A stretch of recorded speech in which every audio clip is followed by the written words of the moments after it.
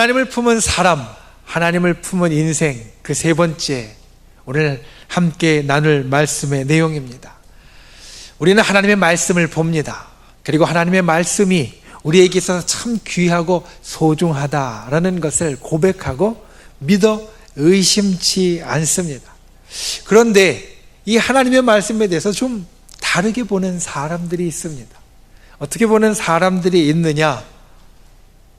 그 하나님의 말씀이라는 것이 몇천 년 전에 기록된 건데 그 고리타분한 말씀을 아직도 붙잡고 있냐고 이야기하는 사람들이 있습니다. 그런데 이상한 것은 분명히 성경이 그 옛날을 배경으로 하고 그 옛날의 이야기들을 담고 있는데 오늘날 이 성경을 읽는 사람들의 마음 가운데 여전히 감동을 주고 여전히 교훈을 주는 말씀이 되어진다. 왜 그런가? 왜 어떤 사람들은 이 고리타분한 말씀, 옛날 말씀, 시대에 뒤떨어진 말씀을 붙잡고 있느냐라고 이야기를 하고 또 어떤 사람들은 그럼에도 불구하고 이 말씀들이 여전히 우리들에게 감동을 주고 우리들에게 교훈을 주고 우리들에게 삶에 있어서 표대가 되어진다라고 말을 하는가? 사실 삶의 기술이나 살아가는 데 필요한 지식이라는 면을 살펴본다면 성경은 그 사람들이 이야기하는 대로 별 쓸모없다 말할 수도 있습니다. 요즘은 컴퓨터 잘 다루어야 합니다. 어떤 일을 하려면 컴퓨터를 못 다루면 참 일하는 게 어렵습니다. 그래서 연세 드신 분들도 컴퓨터 교실 같은 데 가서 그 조그만 화면을 들여다보면서 열심히 컴퓨터를 배우는 시대가 되었습니다.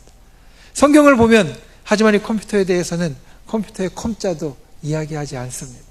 성경을 보아서는 이 컴퓨터를 어떻게 쓸 건지 어떻게 배울 건지 또 어떻게 사용해야 하는지 전혀 알 수 없습니다.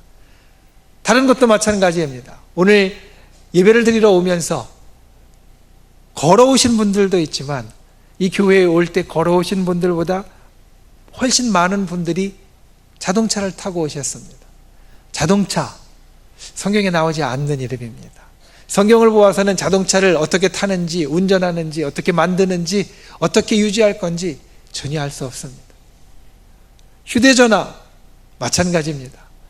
우리가 예배 시간마다 한두 번씩은 벨소리가 울려서 우리를 일깨워주는 휴대전화 다 갖고 계신데 성경을 보아서는 어떻게 그 휴대전화를 쓸 건지, 어떻게 그 휴대전화를 만드는지, 그게 어떻게 우리에게 유익이 되는지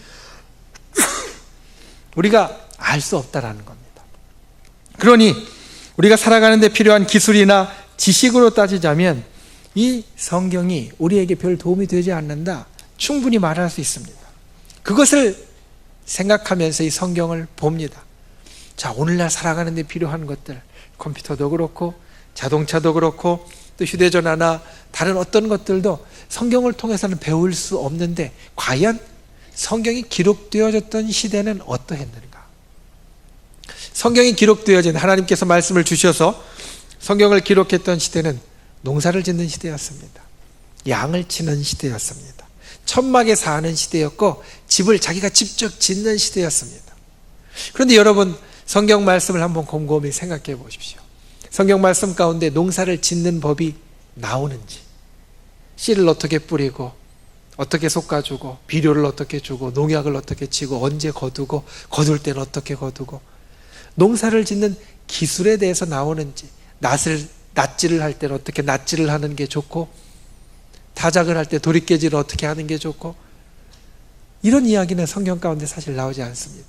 양을 치는 것도 마찬가지입니다. 양을 치는데 털은 어떻게 깎아주고 얼마만큼 길이로 깎아주고 얼마만큼 이제 먹을 것을 주고 마실 것을 주고 또 병이 나면 어떻게 돌봐야 하는지 성경은 양을 치는 법에 대해서도 이야기하지 않습니다. 천막을 짓는 법도 말해주지 않고요. 집을 세우는 법도 말해주지 않습니다. 만약 성경이 농사 짓는 법에 대해서 이야기를 하고 양을 치는 법에 대해서 이야기하고 천막을 세우는 법에 대해서 이야기를 한다면 그 사람들의 말이 맞을 겁니다. 정말 시대에 뒤떨어진 오늘날은 별 쓸모가 없는 농사짓는 기술만 해도 그 시대와 지금 시대와는 너무나 다른데 지금은 사람 손으로 하는 것이 거의 없고 다 기계를 통해서 하는데, 예전에 사람 손으로 했던 농사의 기술들을 하나하나 시시콜콜 적어 놓았다고 하면 성경이 정말 별 쓸모없는 책이 되었을 수도 있습니다. 그런데 성경은 그러한 것들을 그 시대에도 사실은 말하지 않았습니다. 그 시대에도 살아가는 데 필요한 기술이나 살아가는 데 필요한 지식에 대해서 이야기하고 있는 책이 아니었다라는 겁니다. 성경은 그때부터 지금까지 변함없는 것을 대상으로 합니다. 첫 번째 변함없는 것이 무엇인가? 바로 하나님이십니다. 변함없으신 하나님, 성경은 그 하나님에 대해서 우리들에게 이야기하고 있습니다. 하나님은 신실하시고, 하나님은 변개치 않으시고, 하나님은 영존하시고, 하나님은 바꾸시지 않고 한결같으신 분, 그리고 하나님은 우리를 그때부터 지금까지 변함없이 사랑하시는 분, 돌보시는 분, 우리를 향하여서 깊은 마음을 품으시는 분. 성경은 이것을 우리들에게 이야기해 준다는 겁니다. 세월이 흘러가면서 많은 것이 변했지만 변하지 않는 것 하나, 바로 예전 태초부터 그리고 영원까지 한결같으신 하나님, 하나님에 대해서 성경은 이야기를 합니다. 그리고 또 하나, 성경은 변하지 않는 것을 우리들에게 이야기합니다. 하나님과 아울러서 변하지 않는 것이 있습니다. 그것이 무엇이냐면 바로 저와 여러분 사람입니다. 사람. 우리가 살아가는 모습은 많이 바뀌었습니다. 우리의 머리 모습을 보면 성경시대까지 가지 않고 그냥 우리나라의 이 성경이 처음 전해졌던 조선시대로만 가도 그때의 머리 스타일과 지금 머리 스타일은 너무나 다릅니다. 파마라는 거 그때 없었습니다. 짧은 머리 없었습니다. 그런데 지금은 다 그때와는 다른 머리 스타일을 하고 있죠. 옷도 다 다릅니다. 저고리 입고 치마 입고 또는 도포, 갓 쓰던 그런 옷을 입고 있는 사람은 지금 거의 없습니다. 살아가는 방식도 다르고요. 그리고 우리의 모습도 다 다릅니다. 그런데 그때나 지금이나 변함없는 게 있습니다. 무엇이냐면 살아가는 사람이라는 존재입니다. 사람이라는 존재. 성경시대에 살았던 이 구약시대나 신약시대에 살았던 사람들과 우리가 비록 옷도 다르게 입고 그리고 또한 살아가는 모습들 다르다 할지라도 그때 살았던 사람도 사람이고 오늘 사는 사람도 사람이다 라는, 사람이라는 존재는 변함이 없다라는 겁니다. 이 변함없는 두 가지를 담고 있기 때문에 성경은 여전히 오늘날 이 시대에도 감동을 주고 오늘날 이 시대에도 교훈을 주는 그러한 책이 되어집니다.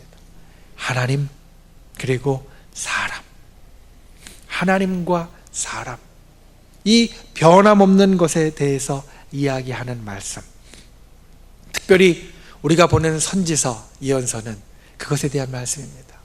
하나님과 사람에 대한 이야기, 특별히 그 가운데에서 어떤 사람에 대한 이야기냐면 하나님께서 선택하신 사람들의 이야기.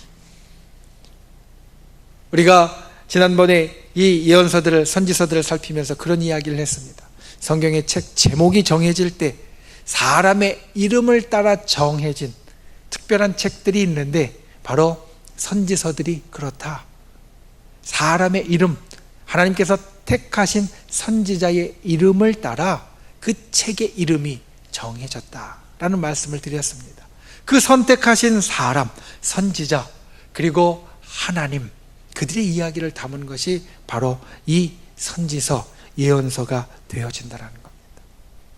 그들이 살았던 시대, 지금으로부터 약 2600, 700년 전의 시대, 어떻게 보면 아까 이야기한 대로 지금과는 전혀 다른 고리타분한 시대, 또는 정말로 우리가 별 배울 것이 없는 그 옛날 시대라고 이야기할 수도 있을 겁니다.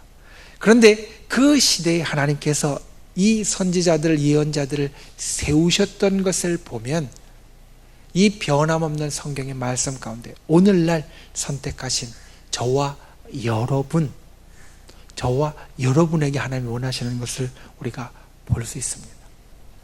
예언자들이 활약했던 시대, 선지자들이 활약했던 시대, 그 시대는 우리가 살아가는 이 삶의 모습들을 사실 다 담고 있는 시대였습니다. 우리가 선지서들을 보면서 항상 위태한 때, 힘든 때, 어려운 때 하나님께서 선지자들을 세웠다라고 생각하기가 쉽습니다. 그런데 성경을 보면 그렇지 않습니다. 평안할 때에도 하나님께서 선지자를 세우셨습니다. 아모스를 보면 아모스가 하나님의 말씀을 전했던 시대가 여로보암 2세가 다스렸던 시대였다라고 말합니다. 북왕국 이스라엘, 다윗과 솔로몬의 시대 이후에 남쪽과 북쪽으로 이 이스라엘 나라가 갈라졌는데 그 가운데 북왕국 이스라엘에서 하나님의 말씀을 전했던 선지자가 바로 아모스입니다. 그리고 그가 전했던 그 시대의 왕의 이름이 여로보암 2세입니다. 우리는 여로보암 2세라고 하면 성경을 많이 읽으면서 별로 좋지 않은 왕, 하나님께로부터 질책을 많이 받은 왕, 그래서 그 나라도 별 볼 일 없었던 나라, 이렇게 생각하기가 쉽습니다. 그런데 실제로 보면 여로보암 2세 때는 북왕국 이스라엘의 최고의 전성기였습니다. 아니, 북왕국 이스라엘뿐만 아니라 다윗과 솔로몬 시대 이후에 유다와 이스라엘이 갈라져서 멸망하기까지 그 두 나라가 계속해서 흘러갔는데 다윗과 솔로몬 시대 이후에 최고의 전성기를 꼽으라라고 이야기하면 바로 이 시대 여로보암 2세 시대를 뽑을 수 있습니다. 다윗과 솔로몬 시대만큼은 안 되지만, 두 나라로 갈라져서 다윗과 솔로몬 시대만큼은 안 되지만 다윗과 솔로몬 시대 이후에 최고로 강성했던 시기, 최고로 영토가 넓었던 시기, 그리고 또한 부유했던 시기, 그래서 보통 집에서 상아로 만든 장식품들이 발견되어지고 그리고 사람들이 아주 풍요로웠던 시기, 그때가 바로 여로보암 2세의 시기였습니다. 여로보암 2세의 시기, 주변에 있는 암몬이나 아람이나 두로나 시돈들을 다 복속시켰고 그 나라들을 좌지우지할 수 있었고 그 나라들로부터 나오는 모든 부를 갖다가 쓸 수 있었던 시기. 그런데 이 평안하고 이 형통하고 이 풍족하고 이 좋았던 시기, 아모스 4장 4절과 5절 말씀을 보면 하나님께서 아모스를 통하여서 이렇게 선포합니다. 너희는 베델에 가서 범죄하며 길갈에서 죄를 더하며 아침마다 너희 희생을 3일마다 너희 11조를 드리며 누룩 넣은 것을 불살라 수은제로 드리며 낙헌제를 소리내어 선포하려무나. 이스라엘 자손들아, 이것이 너희가 기뻐하는 바니라. 풍족했습니다. 그래서 아침마다 희생제물을 드리고 11조도 안식일까지 기다리지 못하고 3일마다 드리고, 그리고 수은제와 낙헌제를 하나님 앞에 쉴 새 없이 드릴 정도로 아주 풍요롭고 아주 좋았던 태평의 시기. 그런데 하나님께서 말씀하십니다. 이것이 너희가 기뻐하는 바다. 너희는 내게 드린다고 하는데 내가 기뻐할 것이 아니라 너희만 기뻐하는 제사다. 잘못되었다라는 겁니다. 너희가 진짜 잘 살고 너희가 진짜 풍요롭고 너희가 태평한 세월을 지내고 있지만 너희는 잘못되었다. 겉은 평온한데 속은 잘못되었다. 그리고 내가 그것을 보고 있다. 그래서 내가 선지자를 세워서 너희에게 이 말을 전한다. 하나님께서 태평한 시대에도, 좋은 시대, 형통한 시대에도 하나님의 사람, 선지자를 세워서 하나님의 말씀을 전하십니다. 그리고 그때보다도 사실 더 많이 하나님께서 말씀을 전했던 때, 선지자들이 보다 더 많이 활동했던 시기는 당연히 위기의 시대였습니다. 위기의 시대는 말 그대로 모든 것이 불안하고 모든 것이 위태로운 시기입니다. 그리고 그 시기에 하나님께서 하셨던 말씀들이 이 선지서들에는 담겨져 있습니다. 오늘 우리가 이사야서 6장을 읽었습니다. 그런데 이사야서 7장 이어지는 말씀에 보면 다음과 같은 것을 말합니다. 이사야서 7장 1절과 2절 말씀, 특별히 2절 말씀을 보면 이렇게 말합니다. 어떤 사람이 다윗의 집에 알려 이르되 아람이 에브라임과 동맹하였다 하였으므로 왕의 마음과 그의 백성의 마음이 숲이 바람의 흔들림 같이 흔들렸더라. 우리말에 풍전등화라는 것이 있습니다. 바람 앞에 등불과 같다라는 겁니다. 그런데 비슷한 말이 이것입니다. 숲이 바람의 흔들림 같이. 아주 위태롭고 아주 갈피를 못 잡는 상황이다라는 겁니다. 어떠한 상황이냐? 유다 나라의 주변에 있는 나라들이 연합해서 쳐들어왔던 겁니다. 형제 나라인 이스라엘과 당시 아주 강대국이었던 아랍 나라가 둘이 연합하여서 이 유다 나라를 압박하고 이 유다 나라를 정복하기 위해서 쳐들어왔던 철체절명의 시기. 그래서 바람 앞에 등불, 바람 앞에 흔들리는 숲과 같은 시기였다. 이사야서는 이렇게 이야기하고 있습니다. 예레미야서는 유다가 아주 위태했던 시기, 특별히 이사야서에서 이야기했던 것은 이제 주변에 있던 작은 나라들이 연합하여서 쳐들어왔지만, 예레미야서에서 이야기하는 것은 그런 작은 나라들이 아니라 당시에 가장 큰 나라, 당시에 가장 강성했던 나라인 바빌론이 이 유다를 쳐들어와서 이제 유다의 모든 지역이 다 초토화되고 다 그들의 말발고 말에 짓밟히고 그리고 항복하기 일보 직전에 있는 상황, 그런 상황을 예레미야는 이야기하고 있습니다. 하나님께서 예언자들을 그런 때에 세우셨습니다. 아모스서 8장 2절 말씀을 보면 이렇게 말합니다. 내 백성 이스라엘의 끝이 이르렀은즉. 예언자들이 보다 왕성하게 활동했던 시기가 바로 이때였습니다. 끝이 이르렀던 위기의 시기, 어떻게 살아가야 될지 모르는 풍전등화와 같은 시기, 하나님께서 그때에 예언자들을 세워서 하나님의 말씀을 전했다라는 겁니다. 왜 하나님께서 이들을 세우셨고 왜 이들에게 하나님의 말씀을 주셨는가? 그 이유는 오늘 우리가 본 말씀, 이사야서 6장 말씀 가운데 있습니다. 여러분, 이사야서 6장 오늘 본문 말씀 가운데 9절과 10절 말씀을 함께 읽어보겠습니다.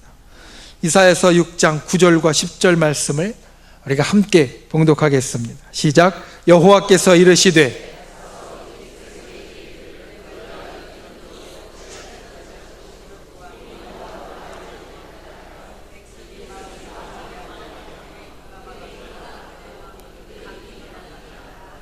염려하건대 그들이 눈으로 보고 귀로 듣고 마음으로 깨닫고 다시 돌아와 고침을 받을까 하노라 하시기로. 아멘. 이 말씀은 사실은 좀 우리가 이해하기 어려운 수수께끼와 같은 말씀입니다.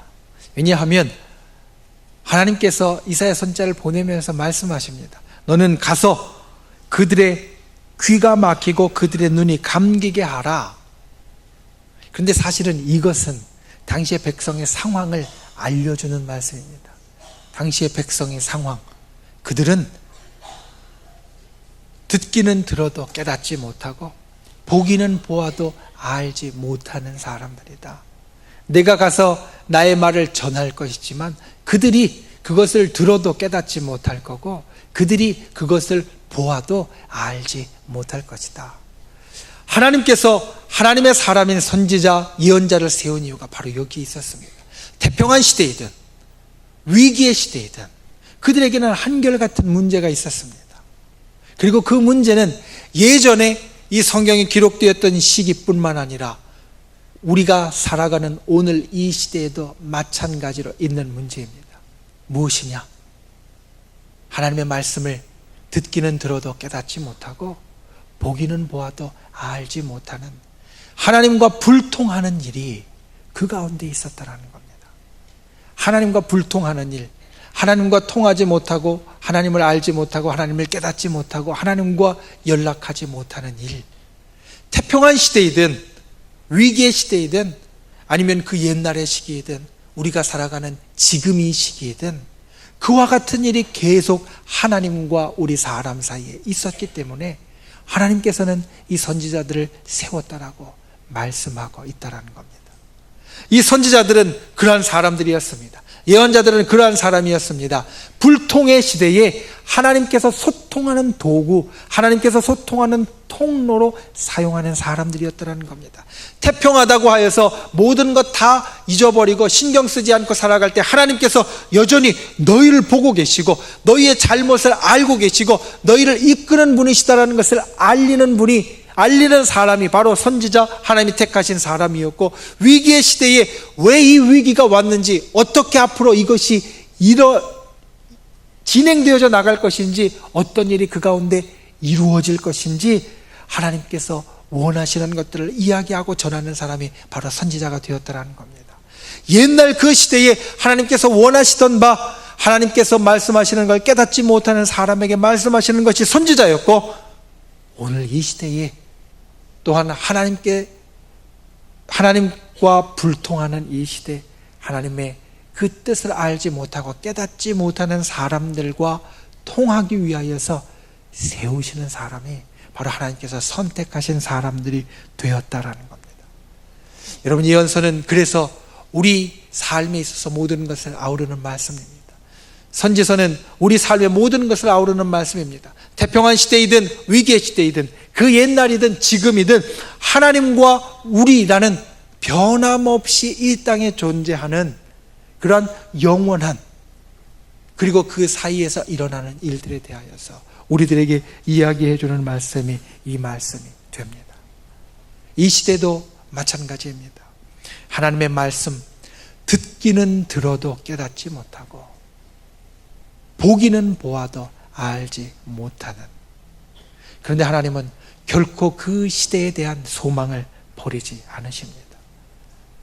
하나님과 불통하고, 그리고 하나님을 알지 못하고 하나님을 깨닫지 못하는 사람들만 이 땅에 있다 할지라도 하나님은 결코 그 사람들에 대한 사랑과 그 사람들에 대한 소망을 거두는 분이 아니시다라는 겁니다. 13절 말씀을 보면 이렇게 말씀합니다. 그 중에 10분의 1이 아직 남아있을지라도 이것도 황폐하게 될 것이다.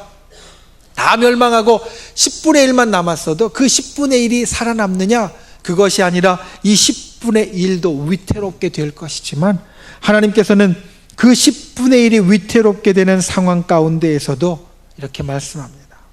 그 그루터기는 남아 있는 것 같이 거룩한 씨가 이 땅에 그루터기니라. 다 베어지고 다 잘라지고 이제는 남은 것이 그루터기밖에 없다 할지라도 그 그루터기가 거룩한 씨가 되어서 하나님께서 다시 일으키실 것이다, 씨가 될 것이다, 다시 그 가운데 나게 하실 것이다 말씀하고 계시다라는 겁니다.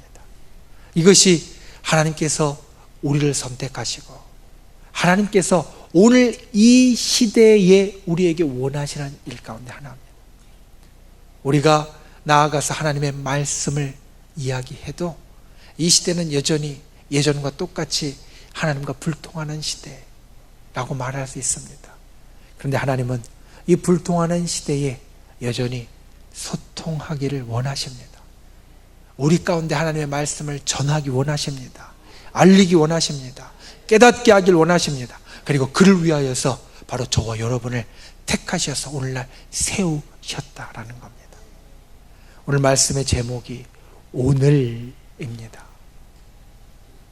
선지자들이 보여주는 모습은 결코 그 옛날에 지나간 고리타분한 모습이 아니라 오늘 하나님의 선택함을 받은 우리가 생각하고 새기고 행하여야 할 것을 이 선지자들과 선지서는 우리들에게 보여주고 있다라는 겁니다.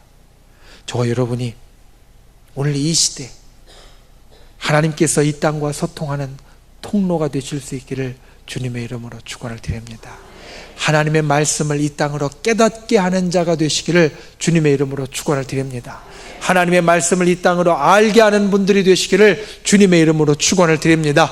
하나님께서 우리를 이 땅과 소통하는 소통의 통로로 삼으셨고 하나님께서 오늘날도 여전히 역사하시는 분이시다라는 것을 나타내는 증인으로 삼으셨다는 것을 기억하셔서 하나님의 택하신 자로 하나님의 뜻을 이 땅 가운데 아름답게 이룰 수 있는 저와 여러분이 다 되실 수 있기를 주님의 이름으로 축원을 드립니다.